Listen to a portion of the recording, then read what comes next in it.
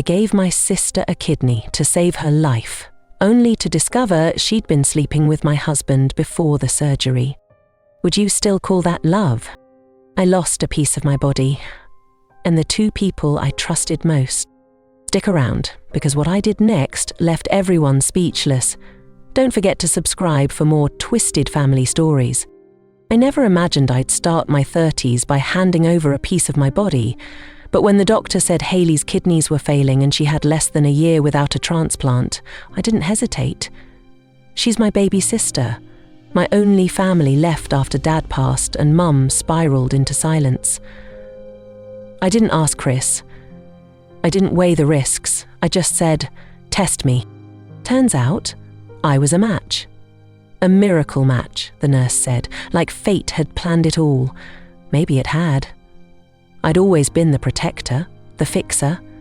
When Hayley got dumped at prom, I was the one who punched the guy in the face. When she flunked out of college, I helped her build a portfolio and get into community art classes. And now, I'd give her a second chance at life, literally. The surgery was rougher than I expected. The first 2 days I felt like I'd been hit by a truck, but the pain was worth it when I saw Hayley sitting up in her hospital bed, colour back in her cheeks, eyes brighter than they'd been in months. She cried when she saw me. "You saved me, Mads," she whispered. "You gave me life." I smiled, though I was so high on painkillers I barely registered the words. Still, it felt good, heroic even, like I had done something pure. Chris was quiet throughout the whole thing, supportive but off. He held my hand during pre-op. He brought me flowers, but I noticed the way he hovered near Hayley's room more than mine. I chalked it up to nerves. She was sicker, more fragile. Maybe he was just trying to keep the peace between two women he loved in different ways. A week later, Hayley moved in with us temporarily while she recovered. Our apartment wasn't huge, just 2 bedrooms and 1 bath, but I figured it was better than her studio apartment above the tattoo parlor downtown. Chris didn't object. In fact, he offered to clear space in the closet, which struck me as unusually generous for a man who once grumbled about my sister's avocado obsession. The first time I saw them laughing in the kitchen while I lay on the couch with a heating pad pressed to my side, I smiled. For once, they seemed to get along. Chris had always found Hayley too free-spirited, and Hayley thought Chris was too buttoned up, but now they were bonding over scrambled eggs and Spotify playlists. Maybe near-death really did change people. But then came the little things. I'd walk into a room and they'd go quiet. I'd found an open bottle of Hayley's favourite wine, one I never bought, hidden behind the cereal boxes. Chris, who barely drank, suddenly had evening headaches that required a glass with dinner. One night, I got up to pee around 2 a.m. and found the hallway light on. Their doors were both open. His voice. Her laugh. Then silence. I stood there for a second, stomach tight, but told myself I was being paranoid. They were adults. She was healing. He was helping. I had just gone through surgery. Maybe my hormones were screwing with my head. Still, I started watching more closely. Chris started working later than usual, yet came home freshly showered. Hayley's phone buzzed more often than mine, and she always turned it face down. She started wearing perfume again. "Just to feel normal," she claimed. Once, I caught a text flash across her screen before she swiped it away. Still thinking about last night. I felt my pulse spike. I didn't ask, not yet. I needed to be sure. That weekend, Chris said he was going to a work retreat 2 towns over. I pretended not to care, gave him a kiss, waved goodbye. But I didn't go back to bed. I waited until he was gone, then asked Hayley casually if she wanted to go grab brunch. "Oh," she said, flustered. "I promised Rachel I'd help her move. Rain check?" I nodded, smiled, even packed her a to-go coffee. Then I followed her. She didn't go to Rachel's. She didn't even leave town. She drove straight to the Belrose Inn, a quaint little boutique hotel with white shutters and rooms you book when you want to avoid the chain motels and feel special. I watched her walk inside. 20 minutes later, Chris's car pulled up. I didn't cry, not at first. I just sat there in my car, engine off, hands gripping the wheel so tight my knuckles went white. I gave her a kidney. She gave him a bed. And I wasn't even sure which betrayal hurt more. I didn't go home that night. I drove for hours, past the city limits, through farmland and frozen lakes, trying to outrun the dull roar inside my chest. I ended up parked outside a 24-hour diner on the edge of nowhere, sipping burnt coffee and staring at the rain slicing down the windshield. I didn't cry. I just sat there, numb, staring through my own reflection in the glass, wondering how long it had been since I actually felt loved in my own home. Chris texted around 10 p.m. Just got back. Heily's spending the night at Rachel's. You okay? I almost laughed. That's how far they were willing to go, to lie in tandem, like a synchronized routine. I replied with a simple, "Staying with a friend tonight. Don't wait up." Then I turned off my phone. I got home the next morning. Chris was making pancakes like it was just another Sunday. He looked up, hair damp from a shower, and said, "Hey, I was getting worried." I didn't answer, just stared at him, trying to read the face I used to know better than my own. For a moment, I almost asked, almost tore it all open right there in the kitchen. But something inside me said, no, not yet. Instead, I played the game. I smiled, kissed his cheek, asked if he wanted coffee. He looked relieved, like maybe I'd come back to him somehow. That guilt hadn't sunk too deep. That I hadn't seen what I'd seen. That I still believed him. And that's when I realized he didn't know I knew. Not yet. And maybe, just maybe, that gave me the upper hand. Over the next few days, I watched them. Closely, like a biologist observing a pair of snakes. They were careful, I'll give them that. No open touches, no lingering glances when I was looking. But they couldn't fake the tension. They couldn't hide the way they exhaled when I left the room, like they'd been holding their breath. I started collecting evidence. Chris's receipts, Hayley's call logs. I even installed a security app on the home Wi-Fi, something I'd never have thought to do before. I watched them schedule late-night walks, always separate but within 10 minutes of each other. Once, I used Chris's old backup phone to link to his messages. The texts were there. Not all of them, but enough. "Miss your hands. Still thinking about you. She's acting weird. Be careful."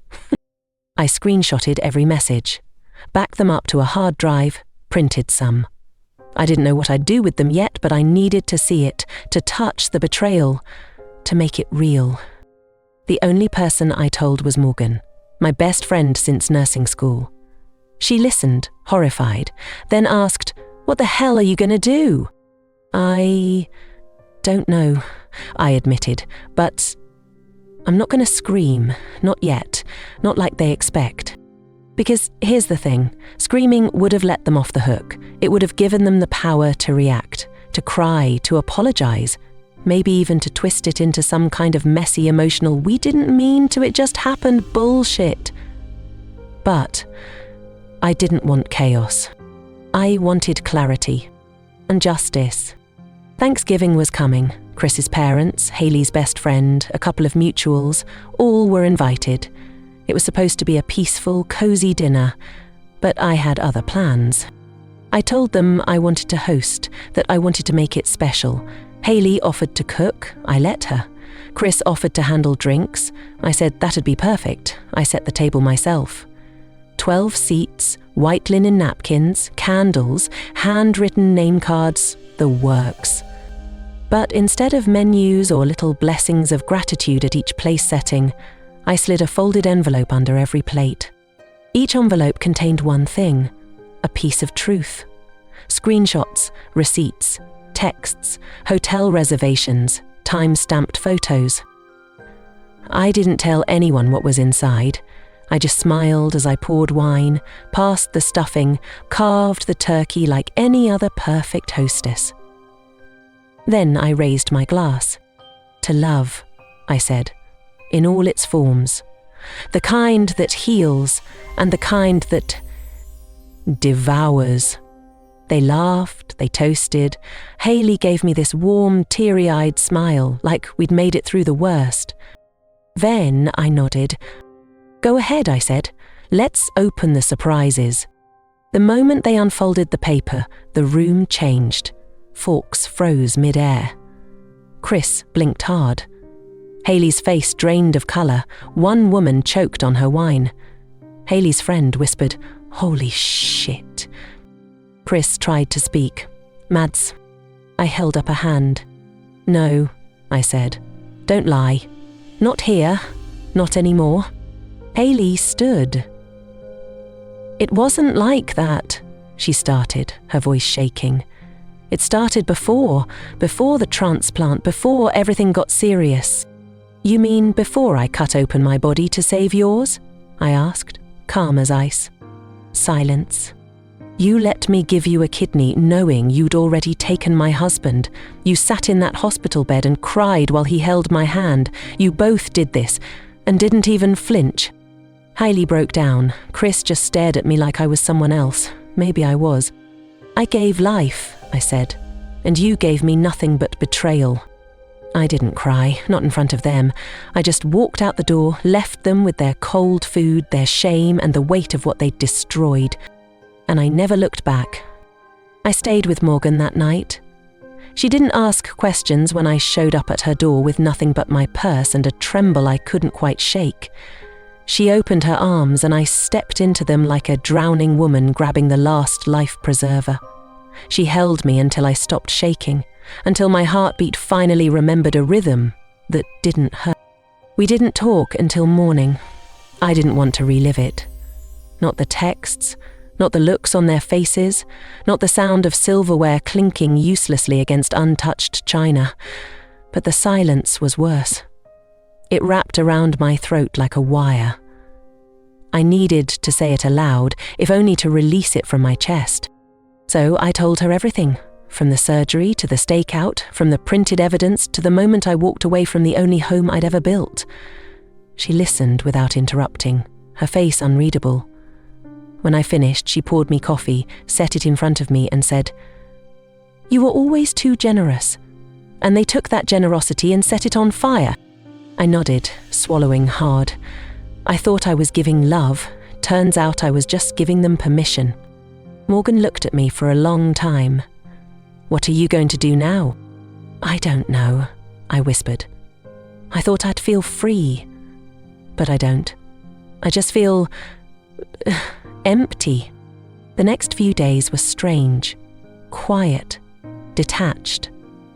I took time off work, burnt through my PTO without a second thought. I slept until noon, wandered through bookstores, drove around the city with no destination. I wasn't angry anymore. I was exhausted, like my soul had been wrung out and left on the floor. Chris texted. A lot. He left voicemails, long and rambling, apologizing, explaining, begging. He never denied it. He didn't even try. His voice cracked more with each message. "Please talk to me," he said in one. "You're still my wife. I still love you." But he didn't. Because love doesn't hollow someone out. It doesn't choose pleasure over loyalty. It doesn't ask someone to bleed for you and then sleep with the person carrying their bandages. Hayley didn't say much. Just one email. "Mads, I know sorry isn't enough. I never wanted it to go this far. I never wanted to hurt you. Please, don't hate me forever." I didn't respond. I couldn't. She already had the most fragile part of me, my organ, my blood, my risk, and she'd taken it without the decency of truth. That kind of betrayal doesn't get patched up with digital words and lowercase remorse.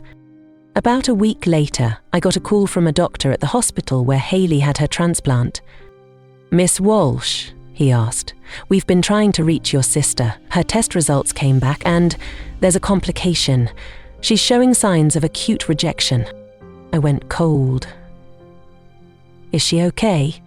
"She's stable for now, but we'll need to adjust her medications and monitor her closely. She's refusing hospitalization, said she didn't want to drag anyone else into her mess." That sounded like Hayley, dramatic, impulsive, proud, but also stubborn enough to self-destruct. She needs a designated medical advocate, the doctor continued. She listed you on her emergency forms. Of course she did. I didn't answer right away.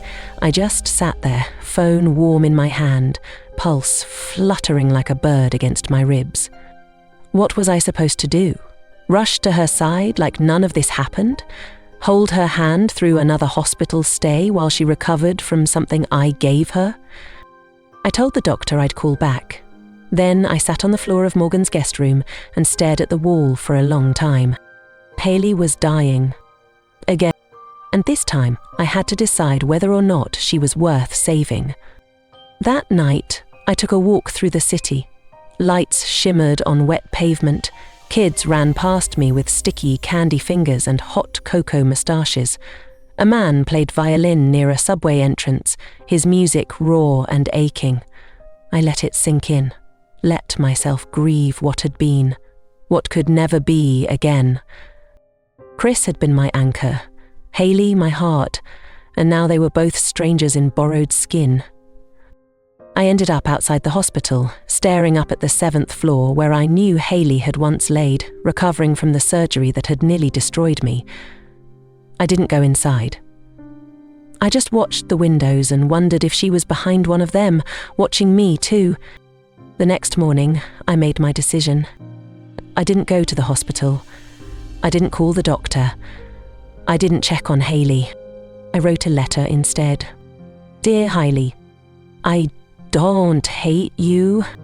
That would be easier, cleaner, but I don't. What I feel is far worse. I feel erased, like you took everything soft and sacred between us and rewrote it in your own handwriting. I gave you my body because I believed we were bound by blood and love. Now I know we were only bound by biology. One of those is permanent. The other, I'm still trying to survive. You have my kidney, but you no longer have my trust. Don't reach for me again. I won't be there. Madeline. I printed the letter, sealed it, and dropped it at the nurse's station the next afternoon. Then I walked out into the snow, letting it sting my face, each flake a reminder that cold, it cleanses. 3 weeks passed. Long, strange weeks, filled with a silence so loud it clanged inside my chest. I returned to work slowly, easing into half shifts in the ER, pretending to focus on patients while my mind drifted back to that 7th floor window. Morgan kept checking in, offering wine, distractions, the occasional bad dating app suggestion. But nothing could pull me out of the haze. I was functioning, but I wasn't present. I wasn't angry anymore. I had burned through that.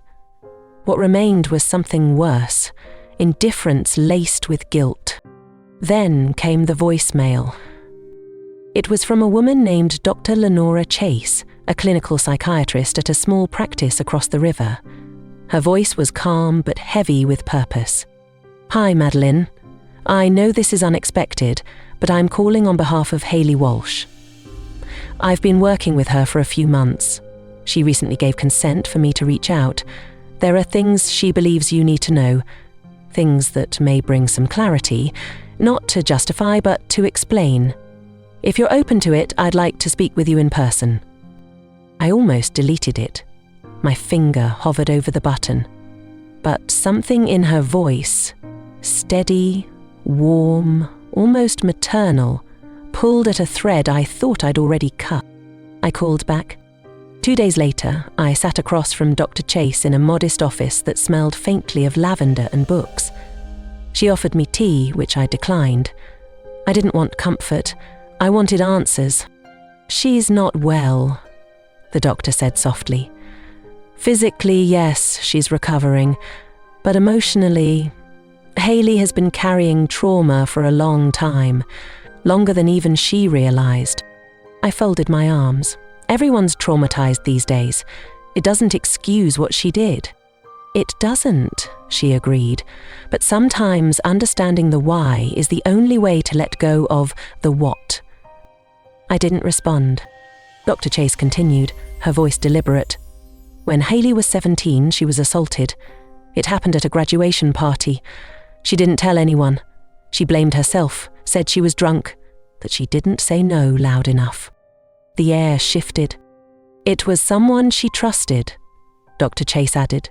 Someone close to your family. Someone who made her promise not to tell. I felt my stomach twist. Who? She looked at me, sorrow in her eyes. Chris. My breath left my body in one violent exhale. The walls of the room shrank. My skin flushed hot, then icy cold. I thought of Hayley at 17, barely more than a kid, wide-eyed, too trusting. I thought of Chris back then, 21, charming, clean-cut, the older guy who brought beer to barbecues and made Hayley laugh. No, I whispered, that can't be. Dr. Chase nodded gently. I didn't believe it at first either, but her story has remained consistent. She never told you because she thought it would destroy your relationship. She thought, if she kept quiet, she could keep what little family she had. I stared at the floor, the weight of that revelation pressing down like concrete. All this time I'd been mourning a betrayal. But what if it had started as something else entirely? What if Chris's presence in our lives had always been poison, just disguised as affection? I don't know what to do with this, I said finally, my voice hoarse. I want to hate her. I do hate her. But if this is true, she doesn't want anything from you, Dr. Chase said gently. No forgiveness, no reunion. She just wanted you to know. Because healing can't happen in darkness, and neither can truth. I left the office shaking, my mind a kaleidoscope of memories reframed through a new, sickening lens. Chris bringing Hayley a second slice of pie. Chris helping her move into her dorm. Chris volunteering to pick her up from art class when I had shifts. I had always seen it as brotherly affection. Now it felt like surveillance. That night I confronted him. I didn't tell him about the therapy session. I didn't mention Dr. Chase. I just asked, flat out, did anything happen between you and Hayley when she was underage? His reaction wasn't explosive. It wasn't even defensive. He froze, blinked, then looked away. Mads, please don't do this. My stomach dropped. That's not a denial, I said, voice shaking. She was drunk, he muttered. I didn't mean for it to happen. She kissed me first. I was young and stupid. I slapped him. Pa, he didn't stop me. He just stood there, blinking back tears that didn't move me in the slightest. You let me marry you, I said, shaking. You let me bring her into our home, into our bed, into my heart. You let me give her an organ, Chris. He opened his mouth, closed it, opened it again. I thought it was over, he said. I thought we'd buried it. You buried her, I said. And now you've buried us too. I left that night with a single suitcase and a storage drive of evidence, not just of their affair, but of his confession. The next morning, I filed for divorce. And 2 days later, I went to the police, not to avenge myself, not to retaliate, but to give Hayley the chance to be heard, whether she wanted it or not. The detective's office was beige and quiet, neutral, like nothing bad had ever happened there. I sat across from a man named Detective Brandt, early 50s, with kind eyes and a scratchy voice that reminded me of my father. I handed him the USB drive, every muscle in my body tense. It contains audio, I told him. A recorded conversation.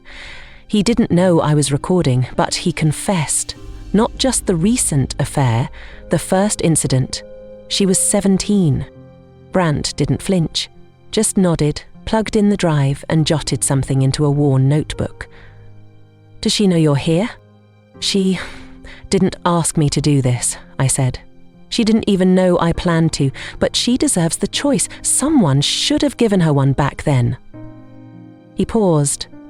You do understand that if she chooses not to cooperate, there's only so much we can do. It was years ago. There's a statute of limitations to consider." "I know," I said quietly, "but at least it'll be on record. Even if nothing happens, at least it's out of the shadows now." He nodded again. "I'll reach out to her. With care." It was all I could ask for. The days after that moved like syrup. Slow, heavy, and oddly sweet, in moments when I didn't expect it. I found an apartment above a flower shop on the east side, tiny, creaky, but mine. I furnished it piece by piece, thrift store by thrift store, building a space that felt like breathing. Chris's texts eventually stopped. There was one last message, a long one, filled with self-pity and declarations of how I'd ruined his life. I didn't reply. His life wasn't ruined. It was simply exposed. Hayley didn't write again. I wasn't sure she ever would. But every now and then, I found myself standing at the edge of forgiveness, like a swimmer on a cold dock, staring down at something vast and dangerous. Then came the envelope. No return address, just my name in handwriting I hadn't seen in months. Inside was a letter. Short. Measured. "I didn't expect you to go to the police. I hated you for it at first. Then I didn't. I think I was just scared, but you did what I never could, and I guess that's always been the difference between us. You act. I endure. I'm starting a trauma recovery program in Arizona. They specialize in long-term abuse cases. I'll be gone a while, maybe forever. But I wanted to say thank you. Not for saving my life. For refusing to protect a lie. There's a piece of me that will always ache when I think of you. But maybe that ache is the cost of growing up. Maybe it's how we know something mattered." I folded the letter and sat with it in my lap for a long time. No tears, just stillness. A quiet kind of understanding. Some people talk about closure like it's a door you can shut and walk away from, but grief doesn't work like that. Neither does love. It lingers, it mutates, it curls into your bones and changes the way you carry yourself. I didn't get my sister back. I didn't get my marriage back. But I got something else. I got my voice. I started writing. At first, just scribbles in a notebook, then long essays I sent to no one. Then, slowly, anonymously, I began posting them online. Stories about betrayal, family, healing. About how giving someone your body doesn't always mean they deserve your heart. The posts found people, women mostly, some men too, people who wrote back, who said, "Me too, I thought I was crazy, I thought I was alone." And in those messages I felt something stir again. Not hope. Not yet. But possibility. A few months later, I volunteered at a donor awareness event. I didn't tell them my story. Not all of it. Just the part where one sister saved another. I spoke about sacrifice, about why we do it, about how it doesn't always look like a happy ending. One woman asked me afterward, "Would you do it again, knowing everything you know now?" And I didn't hesitate. "Yes," I said, "because love doesn't guarantee you'll be loved back, but it tells you who you are." She nodded, then hugged me. She didn't ask any more questions. That night I walked home in the cold, the kind of cold that stings but keeps you awake. And I thought about the things we carry, the scars, the silence, the names of people we used to be. Not all of it is worth holding on to, but some things are worth remembering, even if they still hurt. Spring came quietly, like it didn't want to be noticed. One day I was still wearing my heavy coat and waiting for the sidewalks to thaw, and the next, the cherry blossoms outside my apartment window had started to bloom. They didn't ask permission, they just showed up, soft and shameless, like maybe the world was still allowed to be beautiful after everything. I hadn't heard from Hayley in almost 2 months. I tried not to think about her, and failed often. Sometimes, in the early mornings when the sun hadn't fully risen, I'd imagine her somewhere in the desert, breathing in dry air, surrounded by strangers trying to learn how to live again. Maybe she was painting, maybe she was screaming, maybe both. One morning, I received a message from a woman named Dana. She introduced herself as a therapist from the trauma center where Hayley was staying. She said Hayley had mentioned me during a group session. She didn't share details, confidentiality and all that, but she said Hayley had made progress, real progress. She's facing things, Dana wrote. She's no longer running. The message was simple, but it hit harder than I expected. I wasn't sure if I was relieved or furious that it took her losing everything to finally heal. Maybe both. Maybe I didn't need to pick a side. A week later, I stood in front of my mirror, looking at the thin scar just below my ribcage. I used to hate it. I used to run my fingers over the line and feel nothing but regret. But that day, I traced it gently, as if touching a map of where I'd been. It didn't hurt anymore. Not really.